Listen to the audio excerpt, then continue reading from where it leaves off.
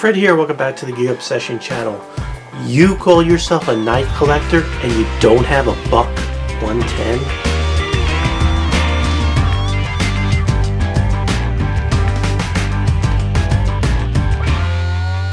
Now let me turn the tables a little bit onto myself.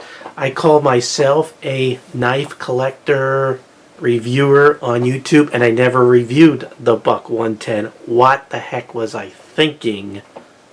And I actually have one in my collection for years. I don't know.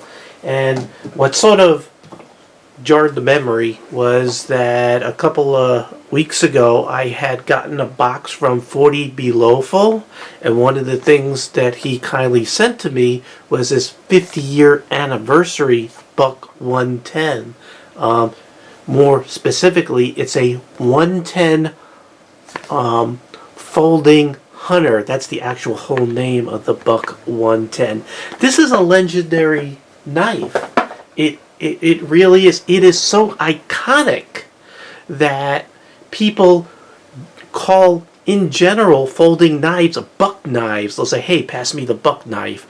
It's just as iconic as the term jackknife. You know, give me a jackknife. Give me a buck knife. That's how iconic this knife is. So if you're a knife collector, you got to have one of these. Anyway, we're going to go ahead and go into a little bit of the history of this and, of course, the specifications. If you're interested in this at any time, please support my channel. I went ahead and provided a link on Amazon where you can get it right now for 40 bucks. At least check it out. I'd appreciate it. Don't forget to like and subscribe. So let's go ahead and take a close look. Now, someone out there might say, hey, I have a buck 110 and it doesn't look like this one. Well, they don't all look exactly the same. There are some custom ones. They've also changed slightly throughout the years. Also, sheaths can change, or depending on which ones you buy, will come with different sheaths like that. Can't talk. Like this one that I had picked up in Walmart quite a few years ago came with this ballistic nylon sheath. But there are a lot of them, like this 50-year anniversary one, which has the shield that says 50 years right there, comes with a leather sheath or leather holster. So there are some differences. And speaking of years, we're talking 52 years now that the buck 110 is being made. It started out in 1964. It was developed in 63, and 64 it was out there being sold. Very impressive. Now, how do you know what year your buck 110 was made? Well, I'm going to go ahead and put on the side over there all the different symbols, and you could look right here on your blade, like this one. You can see there's 110, and you can see that arrow pointing in this direction. That means that this buck 110 was born in 2009. So you can easily, just by that. They also have like special symbols, such as like this 50-year anniversary one, which I'm not going to open up because it was a gift from 40 Below Full. Thank you very much. It has this anvil, whatever. That says 50, so that's a special deal, special custom, letting you know that it's been out there for 50 years, almost as old as me. So anyway, let's go into just a very brief history, because I don't want to make this too long a video. But in 1964, the knife industry was revolutionized with the introduction of the Model 110 by Buck. Specifically, it's the Buck 110 Folder Hunter. This knife was one of the first lockback knives considered strong enough to do the work of a fixed blade. And let me tell you, this thing is a rock solid. It's a lockback. You can see right there. Now see how far this has to come up to get it to release. So it's getting deep into that blade there, into the back of the blade. It is locking up, and it is super solid. This might not be such a big deal today, but back then it was a huge deal. It was huge. So this rapidly one of the most popular knives ever made, or is. I mean, 50 million or I'm sorry, 15 million Model 110 knives have been produced since 1964. Now, before 1981, the specialty heat-treated stainless steel used was 440C. And then from 1981 to 92, it was 425M. And then after 1993, Buck started using that 428C, which is still used today. Now, some of you might say, 420, that's crap steel. No, no, no, it's HC. This stuff is heat-treated to an HRC of 58 to 60. And, you know, Buck revolutionized knife world due to its heat treatment, special heat treatment of steel. They know what they're doing. And they heat treated this thing to really bring up the standard. So it's probably comparable to, I would say, 440B-ish. You know, I'm sure there's a little bit of argument about it. But it definitely performs a hell of a lot better than your old 420. So, anyway, its design is one of the most imitated knife patterns in the world. Just look at that. So anyway, I already mentioned that the term buck, as in buck knife, is one of those terms that are used, just like washing machine, or just like refrigerator. Some people still call it a Frigidaire because Frigidaire sort of revolutionized the refrigerators, and it became like a term that can be used, substitute for what it is, if you know what I mean, the brand. Let's talk about the specs now. First of all, it's a lockback, just like I demonstrated. Now, this particular one that I have in my hand here, it is a pain to get this unlocked. I mean, you really got to push this all the way down to get that thing to release. It is definitely a two-handed kind of knife, and to open it, you got this nail nick right here, just on the one side where you put your nail there. You can, if you're skilled enough, you could get this open with one hand, but you better be careful not to cut your finger off. There are some aftermarket thumb studs that could be added, but I like leaving something that's this great and iconic the way it was meant to be by the designer. It's a large knife. When open, it's 8.75 inches. When it's closed, it is 4.875 inches. So, pretty neat. It's a hefty knife, too. Now, I have listed here 7.2 ounces. It'll be a little bit of fun here to actually maybe take a look and see what this comes out on my scale here. 7.36, and my notes say 7.2. So either my scale's off or things have changed just a little bit since my notes. Thickness, 7/8 of an inch thick. Blade, 3.75 inches. Hollow grind, clip point, nail nick, 0.12 inches thick. So it's not an extremely thick blade, and that tip, pretty thin. As a matter of fact, you'll see a lot of old Buck 110s where the blade's a little shorter by a little bit.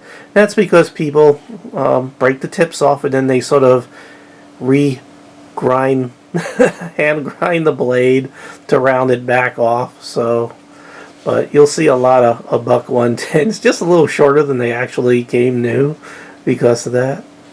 Kind of a neat thing. Nail nick, again, is only on one side. You have a little bit of flat area here, which is kind of nice because if you have one of those blade systems that have to clamp on to the blade, you have a little bit of flat area here, but that hollow grind comes almost all the way up.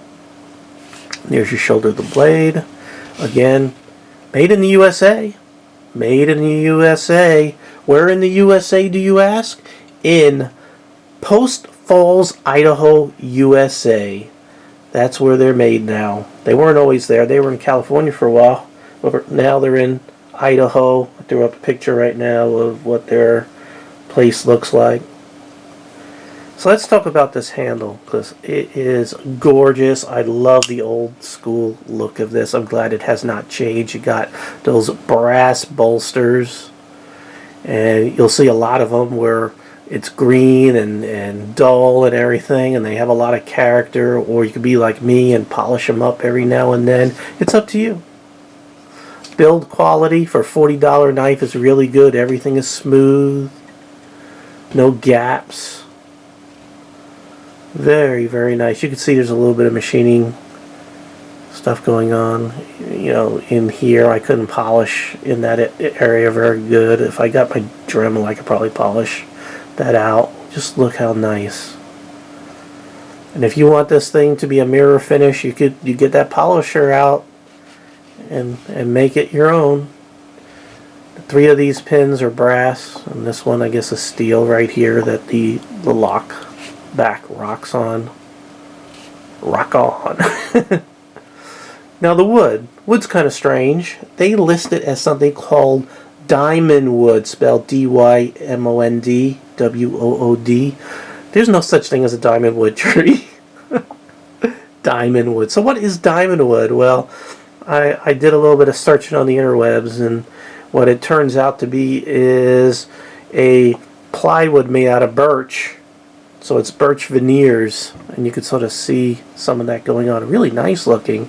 And what they did was they impregnated it with advanced dyes and resins to make it really tough. But the end result is it looks very natural, and it looks really nice. And because it's impregnated with so much resin, it is tough, and it's weather and water resistant because of it. So it's going to hold up very, very well. Now, I'm not sure what the original ones use, but that's what they're using now. Pretty neat. I mean, I love it. I love the old-fashioned look, but has some advanced features, so it makes this wood hold up a lot better than the old style wood, original wood. Very, very nice. So manufacturer retail price is $70, but again, you can find it $35, $40 on Amazon right now. $40. Just a cool knife. Now let me just before we end things really quick, just wanted to show you.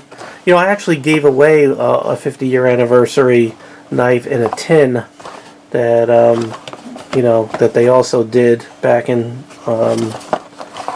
I forgot what year they did this. I think it was let me see, since 1964, so that would be 2014 would have been the 50-year anniversary.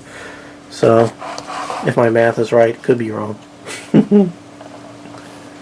But anyway, you might see these still out there in the tin or like this. Grab them up. Kind of a collector's edition. I'm not going to open this up. I'm going to leave it just like this. I'm going to keep this one myself.